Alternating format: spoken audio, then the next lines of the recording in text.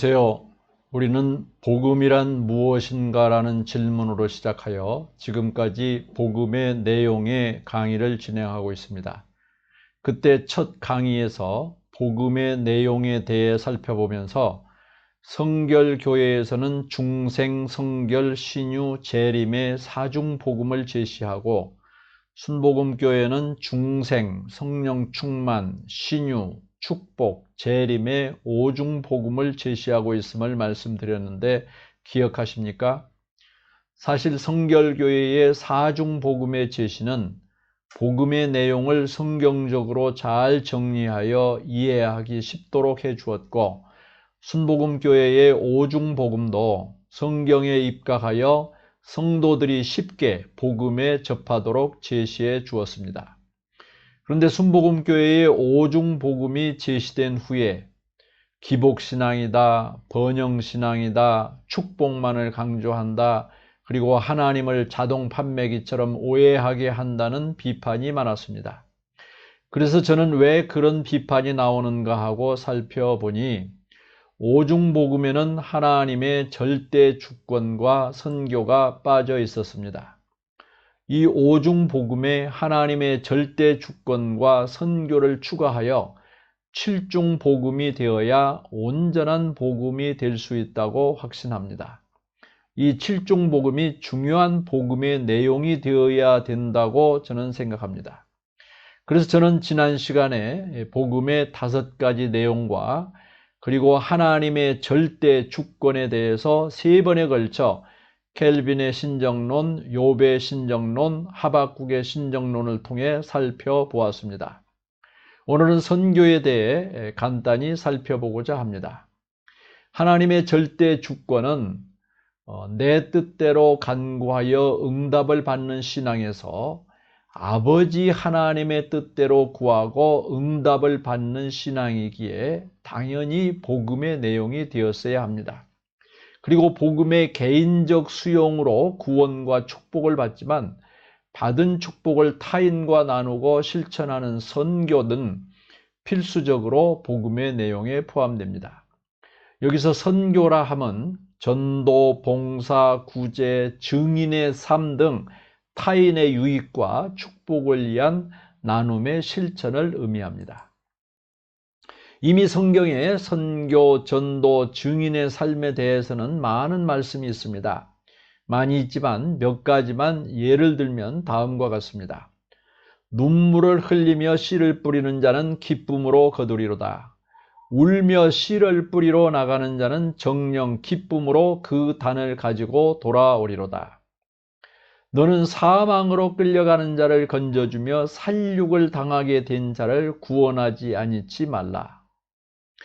좋은 소식을 가져오며 평화를 공포하며 복된 좋은 소식을 가져오며 구원을 공포하며 시온을 향하여 이르기를 네 하나님이 통치하신다 하는 자의 산을 넘는 발이 어찌 그리 아름다운고.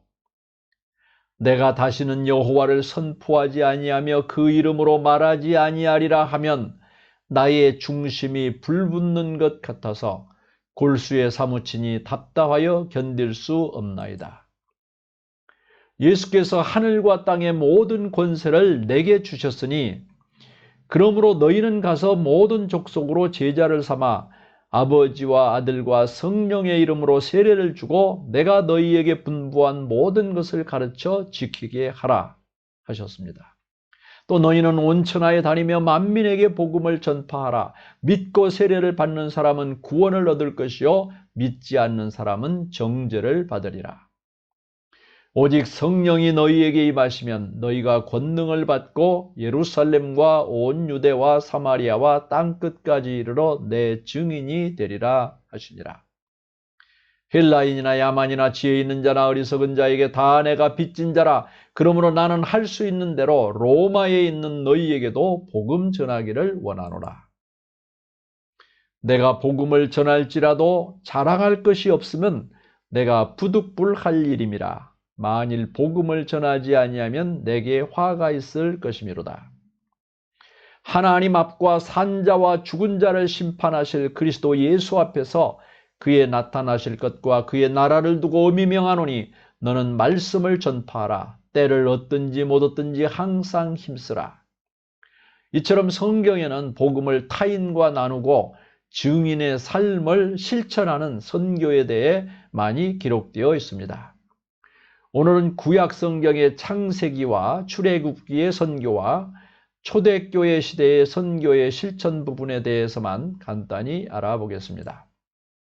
첫째, 구약, 창세기와 출애굽기의 선교에 대해 알아보겠습니다. 구약에 선교 개념이 있는가 하는 질문을 해봅니다. 왜냐하면 1번 이스라엘의 민족주의적 선민 사상이 많았기 때문입니다. 2번 하나님이 이방 족속들과 전쟁을 명하고 있기 때문입니다. 3번 이방 나라들은 이스라엘을 위협하고 우상 숭배로 유혹하였기 때문입니다. 그러나 이방 민족에 대한 하나님의 관심과 축복과 선교가 많이 나타나 있으며 창조자 하나님은 온 세상의 하나님임을 나타내고 있습니다. 창세기 1장에서 11장에 나타나는 창조 이야기, 원역사는 이스라엘의 조상인 아브라함부터 시작되지 않고 온 인류의 조상인 아담으로부터 시작되고 있습니다. 또한 모든 인류는 하나님의 형상으로 지음받았기 때문에 모든 민족은 동등하며 하나님의 형상으로 온전하게 회복되어야 합니다. 또한 창세기 9장의 하나님과 노아와의 언약은 하나님과 전 인류와의 언약인 것이며 창세기 10장은 각 방언과 각 종족과 각 나라의 명단을 기록하고 있습니다. 창세기 12장에 아브라함을 선택하신 사건은 첫째 아브라함의 자손을 통해서 큰 나라를 이루는 목적이 있고, 둘째는 땅의 모든 족속이 아브라함으로 인하여 복을 얻을 것이라 하는 선교적 측면이 있습니다. 창세기 26장의 이삭과의 언약에도 네 씨로 인하여 천하 만민이 복을 받으리라고 하였고, 28장의 야곱과도 땅의 모든 족속이 너와 네 자손을 인하여 복을 얻으리라는 말씀은 모든 민족을 축복하고 구원하려는 선교의 재확인이라 할 수 있습니다. 애굽에서 종살이하는 민족을 구원하는 출애굽 사건도 첫째 이스라엘의 구원을 하기 위함이고, 둘째는 하나님께서 여호와 하나님이 누구인지를 열 재앙을 통해 알려주고 있습니다. 내가 여호와인 줄 알리라 라는 이러한 표현은 이스라엘이 여호와가 누구인지를 알게 되리라는 표현보다 훨씬 많이 등장하고 있습니다. 또한 출애굽기 12장에는 이스라엘의 유월절 사건에 중다한 잡족들이 많이 참여했으며, 출애굽기 19장에는 이스라엘이 하나님의 소유요 거룩한 나라가 되고 또한 제사장 나라가 된다고 했는데, 이 제사장 나라는 세상과 하나님과의 중재적 역할을 하는 이스라엘의 선교적 사명을 말하고 있습니다. 이처럼 구약의 창세기부터 모든 민족과 나라에 대한 축복과 사랑과 선교는 나타나고 있으며 그 이후에도 지속되고 있습니다. 둘째, 초대교회 시대의 선교의 실천에 대해서 알아보겠습니다. 기독교의 역사는 선교의 역사라고 할 수 있으며, 성령의 오심으로 교회는 시작되고 선교도 시작되었습니다. 그리고 사도행전은 선교행전이라고 할 수 있고, 바울 서신은 선교 실천의 서신입니다. 초대교회 시기는 성령 강림 이후 476년에 서로마가 멸망하고 로마 제국 내의 선교가 대략 이 시기에 종료된 것으로 보는 500년까지를 말합니다. 이 시기는 기독교가 공인되는 313년 밀라노 칙령 이전과 이후로 나누어, 그 이전은 박해 이전의 시기와 박해 이후의 시기로 나누고 있습니다. 즉 313년 밀란 칙령 이전의 시기는 박해의 시기였지만 선교에 유리했던 환경적 요인들도 있었습니다. 복음이 널리 퍼질 수 있는 요인은 로마의 평화로 인하여 비교적 안정되고 평화로운 상황이 유지되었고, 잘 닦여진 도로망과 무역로 등은 복음의 이동에 매우 큰 도움이 되었고, 코이네라는 일상 헬라어가 널리 사용되어서 어디서든 쉽게 의사소통이 가능했습니다. 그런데 이 예루살렘의 핍박이 시작되고 계속 황제들이 잔혹하게 기독교인들을 탄압하는 일이 일어나게 되었죠. 그때 예루살렘의 핍박이 일어나서 흩어진 성도들의 증거를 통해서 기독교 선교는 이루어졌습니다. 이 당시는 모든 성도가 다 선교적 삶을 살았고, 복음은 무명의 평신도들의 적극적인 사역을 통하여 능력 있게 전달되었습니다. 이 평신도들에 의한 복음 전도는 선교의 가장 강력한 힘이었습니다. 흩어진 유대인들, 즉 디아스포라들은 헬란말을 하였고, 또 헬라어 성서인 70인역 셉투아진트를 사용하였습니다.